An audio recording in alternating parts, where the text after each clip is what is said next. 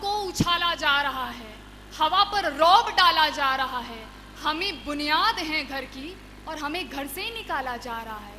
नमस्कार, सदन की गरिमा को प्रणाम करते हुए आज के विषय के पुरजोर पक्ष में अध्यक्ष महोदय, इस अनंत उदार आकाश के चिंता रहित ज्योतिर्मय प्रशस्त ललाट की तेजस्विता लिए हुए भारत देश में जो तंत्र चल रहा है वो है लोकतंत्र। और इस लोकतंत्र की सबसे बड़ी विशेषता यह होती है कि अगर इस पर जनता का दबाव है तब तो ये स्वर्ग का निर्माण करती है, और अगर इस पर जनता का दबाव नहीं है तो ये खुले हुए सांड की तरह होती है जो किसी को भी रौंद देती है। दुनिया के सबसे बड़े और बेहतरीन संविधानों की सूची में महत्वपूर्ण स्थान रखने वाला भारत का संविधान सभी को समानता और समाज में अपने धर्मों को अपनाने की पूरी आजादी देता है, लेकिन उसी समाज में बनने वाली व्यवस्थाओं और कानूनों में समय समय पर परिवर्तन होते रहना बहुत जरूरी होता है। अध्यक्ष महोदय, हम इतिहास से सबक सीखते हैं और आगे की ओर बढ़ते हैं। अतीत के पुराने सिक्के वर्तमान में नहीं चलाए जा सकते, लेकिन इतिहास की जड़ों का मजबूत होना बहुत जरूरी है जिससे कि वर्तमान कायम रह सके। अध्यक्ष महोदय, विपक्ष क्या सोचता है?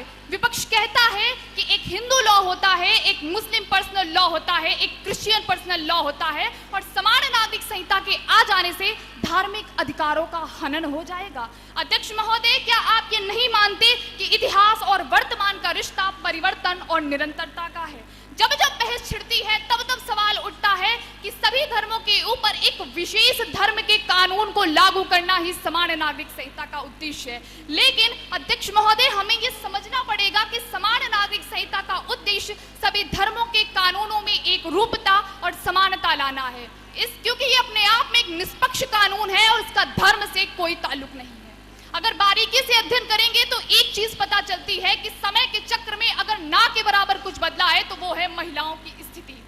बचपन से लेकर जवानी तक लड़की के साथ होने वाले हर एक मजाक में विवाह की गूंज मौजूद होती है। अगर आपकी बहू छत पर खड़ी है तो इसका सीधा सा मतलब है कि घर का मान सम्मान छत पर खड़ा है। अगर आपकी बेटी घर के बाहर किसी व्यक्ति से बात करती है तो सीधा सा मतलब है कि घर का मान सम्मान बाहर बात कर रहा है। लेकिन अध्यक्ष महोदय, जब वही स्त्री घर पर प्रताड़ित होती है तब आपको इस चलते फिरते मान सम्मान की फिक्र क्यों नहीं होती? जब यही चलता फिरता मान सम्मान बराबरी की बात करता है, जब यही चलता फिरता मान सम्मान न्यायालय की अदालतों के आगे आंचल फैलाए हुए न्याय की मांग करता है, तब आप न्याय देने की बजाय अपने पैर पीछे की ओर क्यों घसीटने लगते हैं?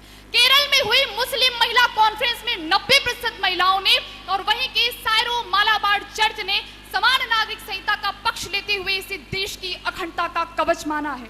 यहाँ पर डॉक्टर भीमराव अंबेडकर की 2 टिप्पणियों का जिक्र करना चाहूंगी। पहली कि डॉक्टर बाबा भीमराव अंबेडकर की राय थी कि भारत में जो संविधान लागू हुआ है वो लोकतांत्रिक संविधान अलोकतांत्रिक जनता के ऊपर लागू हुआ है, और दूसरी कि एक बार संविधान के लागू हो जाने के बाद अपनी किसी भी तरह की मांग को मनवाने के लिए संविधान के इतर किसी भी तरीके का प्रयोग करना अराजकता के व्याकरण का उद्घाटन है। अध्यक्ष महोदय, ये समान नागरिक संहिता की जरूरत ही नहीं पड़ती अगर धार्मिक संगठन ईमानदारी और निष्पक्षता के साथ तुरंत न्याय करते। लेकिन समान नागरिक संहिता की जरूरत तब महसूस होने लगती है जब 15-15, 20-20 सालों से पड़े हुए तलाक और पारिवारिक मामले न्यायालय की अदालतों का बोझ बढ़ा रहे होते हैं, जब शरिया कोर्ट में 2 महिला गवाह के बराबर 1 पुरुष गवाह होता है। और अध्यक्ष महोदय, अगर जायदाद की बात करूं तो पुरुष की तुलना में महिला को जायदाद का सिर्फ 6वां हिस्सा मिलता है।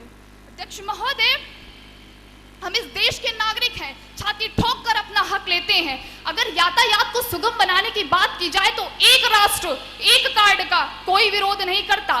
बढ़ते हुए आपराधिक मामलों को रोकने के लिए भारतीय दंड संहिता जब धर्म, जाति, संप्रदाय से ऊपर उठकर समान रूप से न्याय करती है तब किसी को कोई आपत्ति नहीं होती। लेकिन जब समान नागरिक संहिता और एक राष्ट्र एक कानून की बात आती है तब जाने क्यों विपक्ष का खून कलकलाने लगता है। अध्यक्ष महोदय, विपक्ष तर्कों वितर्कों के चाहे जितनी इच्छाधारी पेश कर दे, सवालों जवाबों का चाहे जितना अनुलोम विलोम कर ले, लेकिन सफर जब किसी मुकाम पर पहुंचता है तो कटघरे में शुरुआत का समय ही होता है। आज से 300 साल पहले तक ईसाई धर्म में तलाक की व्यवस्था नहीं थी, लेकिन आज है। बहुपत्नी प्रथा से एक पत्नी व्रत का सफर हिंदू समाज ने तय किया है। इसलिए अध्यक्ष महोदय, निष्कर्ष निकालते हुए यही कहना चाहूंगी कि परिवर्तन ही प्रकृति का नियम है।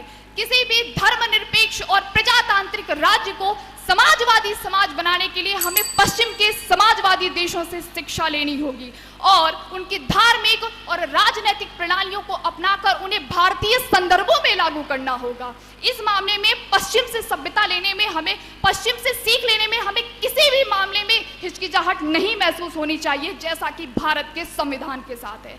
लंबे समय तक घसीटे जाने वाले मामलों को रोकने के लिए सख्त से सख्त और सुदृढ़ से सुदृढ़ कानून व्यवस्था बनानी होगी और उनकी एक समय सीमा तय करनी होगी। इस प्रकार हम देश को एक मजबूत कानून व्यवस्था दे पाएंगे और भारतीय दंड संहिता देश हित में 100% लाभकारी सिद्ध होगी। अंत में यही कहूंगी कि उठो चलो बढ़े चलो, राष्ट्र है पुकारता, भेदभाव बढ़ रहे हैं चाहिए समानता, राष्ट्र है पुकारता चाहिए समानता। धन्यवाद।